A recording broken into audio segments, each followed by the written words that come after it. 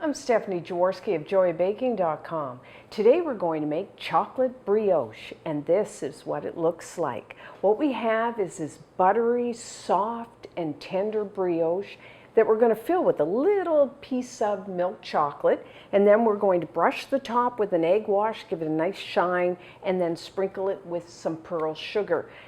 So, brioche dough. This is a bread dough, but it's an enriched bread dough, which means it has lots of butter and it has lots of eggs, and that's what gives it this wonderful flavor and texture. The texture is, really nice and soft and tender, and that comes from kneading the dough a long time. I mean like 20-25 minutes. So I do recommend either like a stand mixer like I have or a hand mixer, something like that. Otherwise your arms are going to get really tired.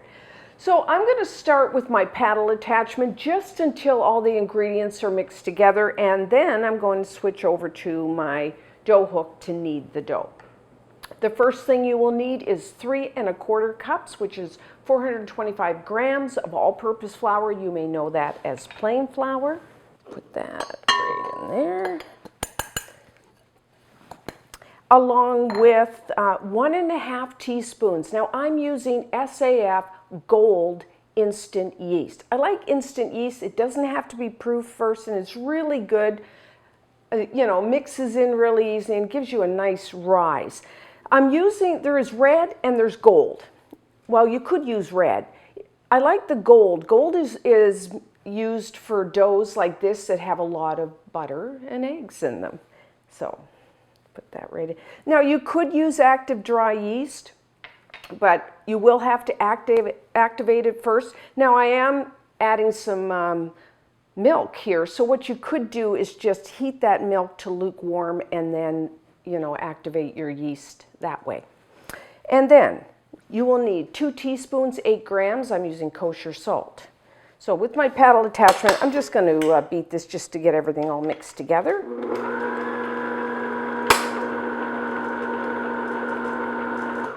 Okay.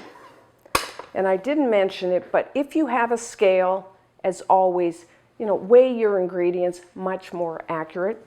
So now what we're going to add is 5 large eggs, which is 240 grams. You want your eggs cold.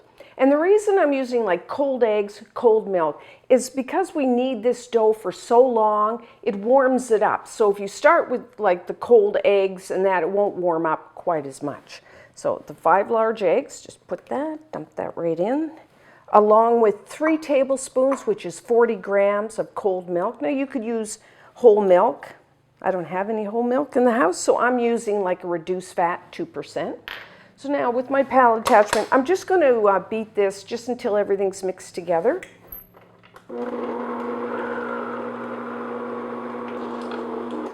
Okay, so it's kind of roughly mixed together. That's good enough.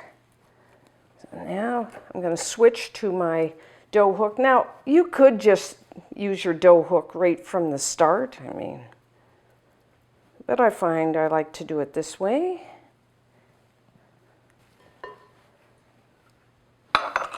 So now we are going to start the kneading. So now what we're going to do, have your mixer on first speed. We're going to beat it or knead it for 4 minutes. Then increase your mixer speed to second speed and beat it for an additional 3 minutes. So 7 minutes total.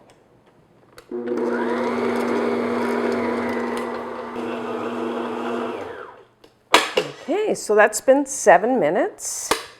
So we have a very strong dough. As you can see, it's hard to even get it off the dough hook. So that's what you're looking for. I'm just going to take that off. And then just give my bowl a bit of a scrape. So now the next step is to add 1/3 cup, 65 grams of granulated white sugar. Now I'm not going to add it all at once. I'm going to add it gradually. So I'm going to have my mixer on second speed, and I'm just going to add a little bit of sugar. And set your timer for like 5 minutes. And over the next 5 minutes, I'm going to gradually add my sugar. So what I'm going to do is have this on second speed. Once the sugar is all absorbed into the bread dough, I'll add a little more and a little more over 5 minutes on second speed. Set your timer.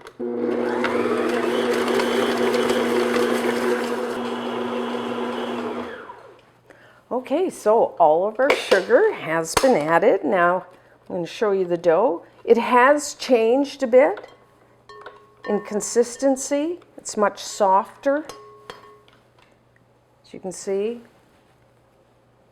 Softer, a little sticky too. So just gonna scrape that.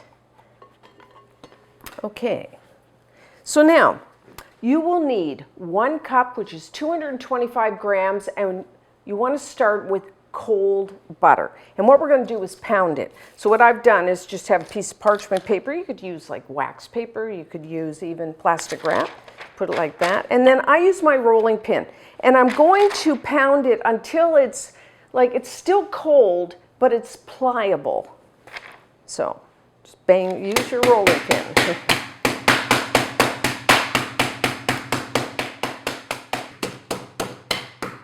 Get out all your frustrations, work your arm a little. So that looks pretty good.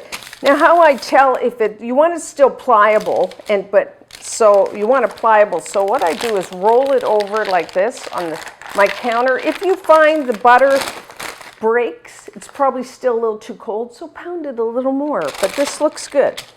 So now what I'm going to do is just add it. Kind of break it up into smaller pieces and add it to our dough.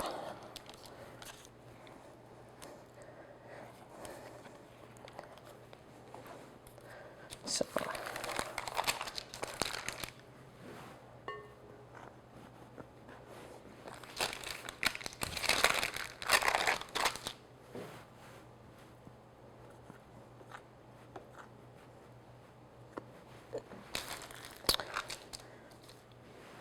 now this is where the real kneading comes in. We've already mixed it for quite a bit, but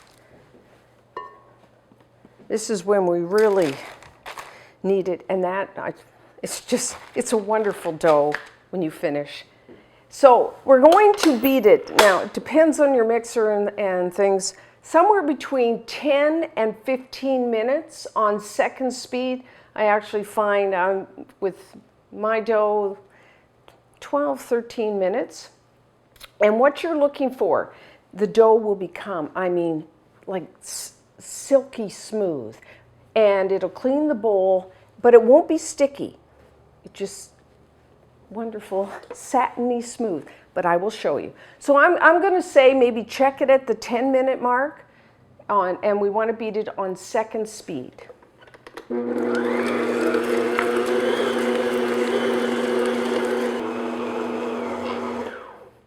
Okay, that's been about 12, 13 minutes in my mixer.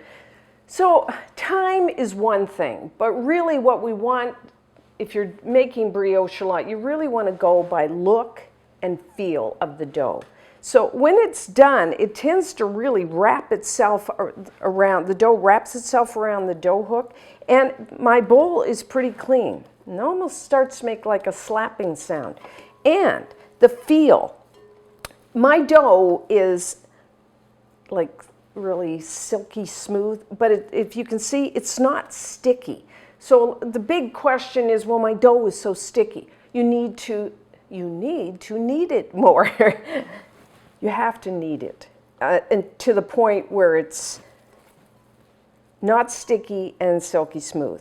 There is a test too, and I'm just going to take a small amount of dough, especially when you're just beginning and you don't really know from the feel. Is that done? I think it is. But so take a small amount of dough and then gently start stretching it. And you should be able to pull it, and it doesn't rip. If it rips, and gently pull it, don't like go around and around, gently pull it out. And if you see, it's not ripping. If it really rips very easily, again, that is a sign you need, sorry, I keep saying that. You have to knead it a little more. So this is what you're looking for. Pretty strong, and it doesn't rip very easily. So now, we're done, at least for this part, the mixing. So then, take a large bowl, and then, although you really don't need to, but I will. I put a little bit, I'm just using a flavorless oil, like vegetable, canola, corn, a little olive oil, and then I'm just taking a cloth. I mean, there's so much butter in the dough that it's not going to stick to our bowl, but just in case. Okay. This just feels so nice. I love brioche dough. So now, just take your dough and plop it in there, and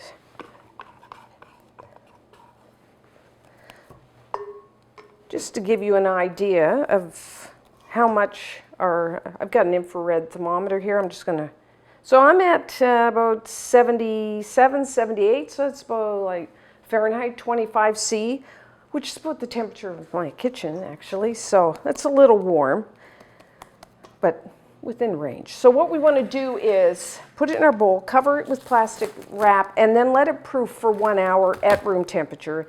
You know, optimum room temperature is 75 degrees Fahrenheit, about 23, 24°C. I'm a little, like I said, a little warmer than that, but I'm still within that range. So I'm going to let this sit for an hour and proof.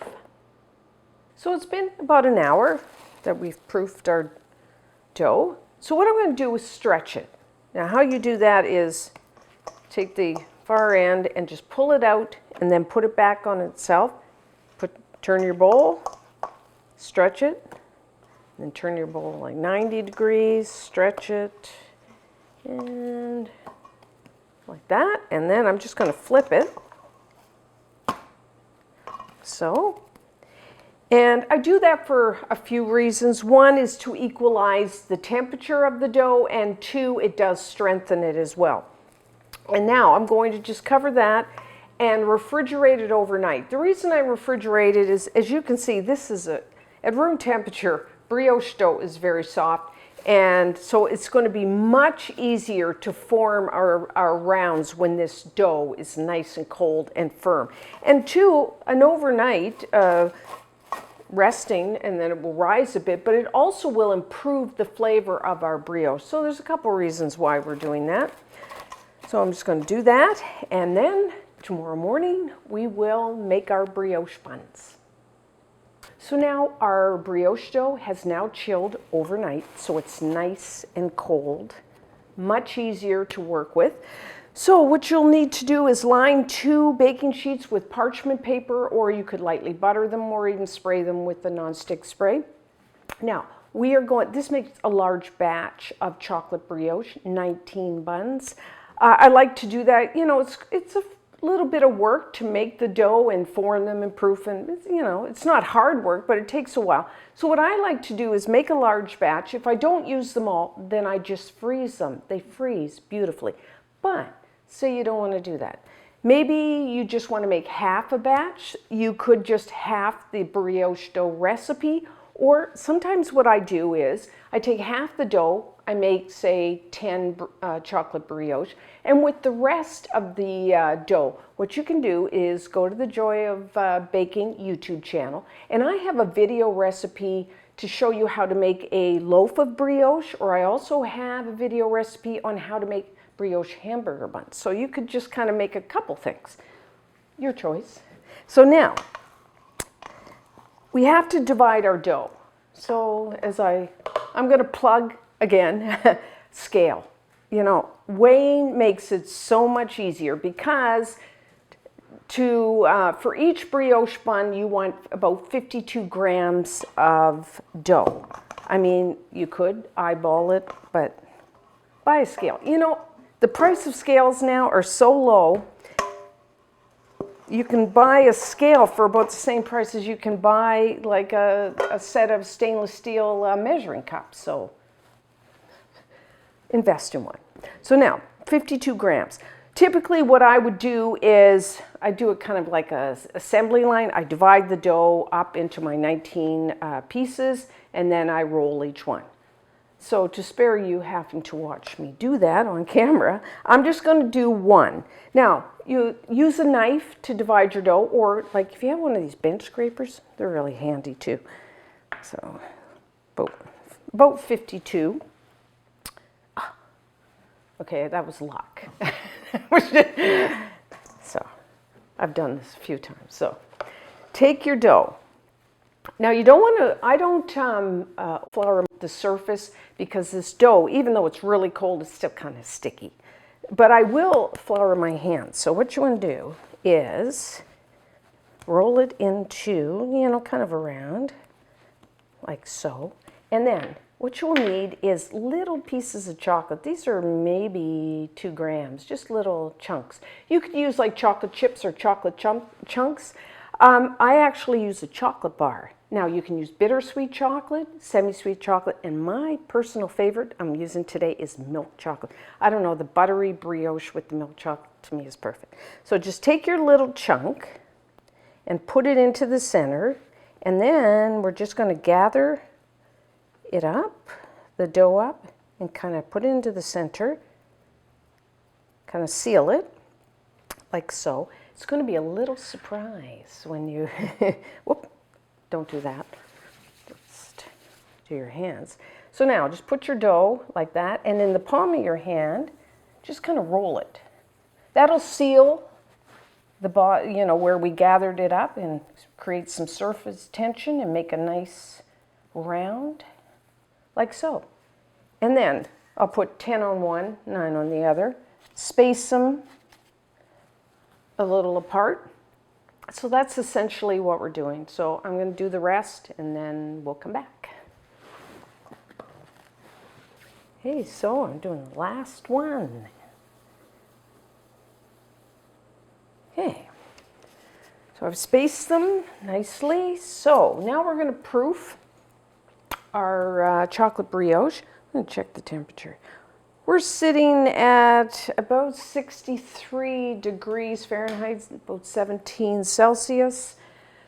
So when you're proofing, first, you know, we got to proof them long enough that they'll come up to room temperature and then proof them. So I'm going to say, depending on your room temperature, the optimum is about 75 degrees Fahrenheit, 24 C. You know, it could take an hour and a half, 2 hours, depending.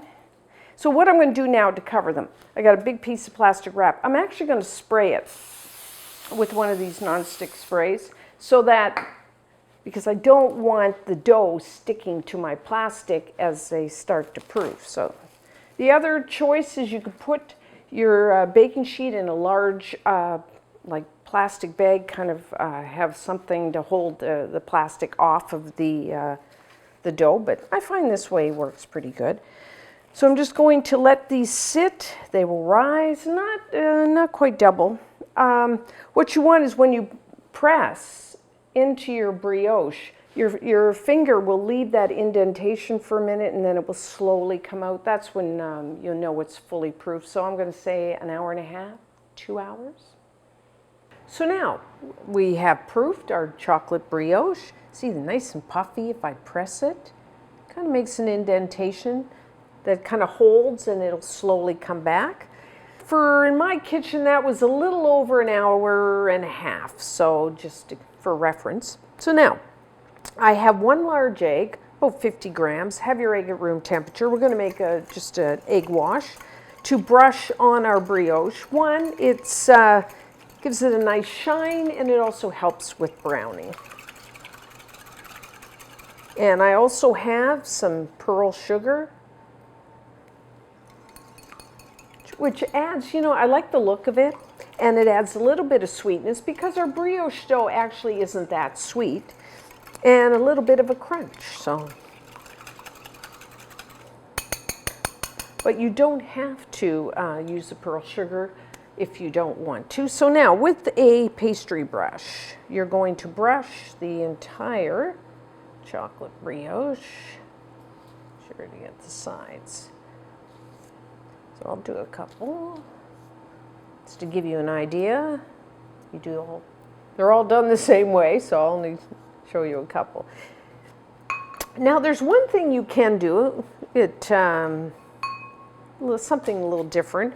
I have some kitchen shears. You want to use ones that are clean. I'm just going to put them in the egg wash. And then what you can do is just make like a cross, like that. And then that will open up during baking, and then you'll be able to see a little bit of that chocolate inside. And it adds a little visual interest. So you can do that.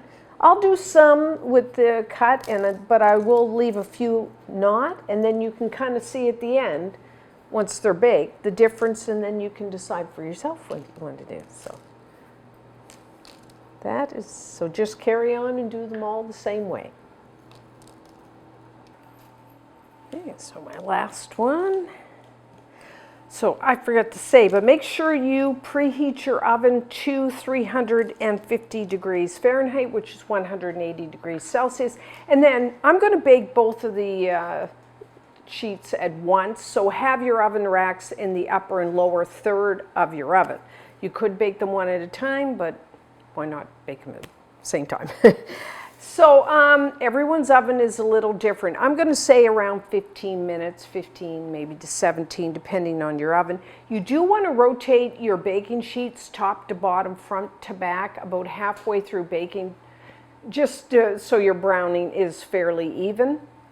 What you're looking for, they will rise and they will turn a beautiful golden brown. If you did tap the bottom of one, it would sound hollow like any bread. That's how you know it's done. So I'm going to say between 15 and 17 minutes.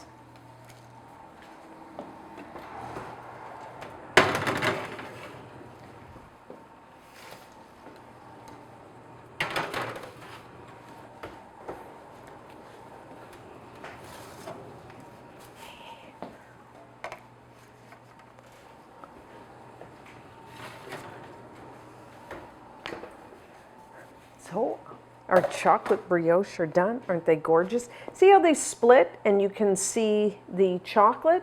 And there is some that like that one I didn't cut. So you don't see the chocolate. So either way, I kind of like them both ways. You can decide. So now put them on your baking sheet on a wire rack. I'm going to let them cool for a few minutes and then transfer them off of the baking sheet onto the wire rack to finish cooling. And when we come back, we will try one. So don't our chocolate brioche look amazing? I just love the look of them. Before we try one, let's just discuss them a little bit. As you can see here, this one I didn't cut the top, and that's what it will look like. So when you look at it, you don't know that there's chocolate hidden inside. You may like that, you may not. This one you can see we cut pretty deep, so you can see that chocolate. So immediately when you look at it, you know that's a chocolate brioche. Now this one, I deliberately did a few of these where I didn't cut. When you use your scissors and cut, you can see I didn't cut that deep down so that while it splits, you can't really see the chocolate. So just so you know, make sure you cut down like enough so that when it splits, you can see that chocolate, if that's the way you want to do it. So let's try one. You know, and I think that pearl sugar really kind of finishes the brioche off. So we'll just break it apart. Oh, see, nice and soft inside. These are still warm.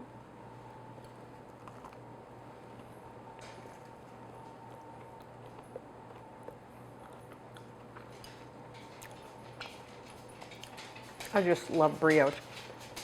You know, they're buttery, they're soft, they're tender. And then you have that pearl sugar on the outside, which adds, like I said, a little bit, you taste the sweetness, but a nice crunch against that soft bread, and then the chocolate. To me, a little piece of milk chocolate is my favorite. You know, the sweetness of that against the bread, the brioche, it's perfect. These are, okay, they're best the day they're made. But You can cover and store them, a couple days. And then what I do is I just reheat them, maybe 5 seconds or so in the microwave the next day. It warms them up. They taste almost as good as home, the first day. And I also freeze them. Make sure you do them, like once these cool down, then I wrap them really well. I usually wrap them in plastic and then put them into a freezer bag or a container. And you know what? You can freeze them a month or so. And when they're defrosted, and then if you microwave them again for a few seconds, they taste like you just made them. So a really good freezable thing. You have to try these. And until next time, I'm Stephanie Jaworski of JoyBaking.com.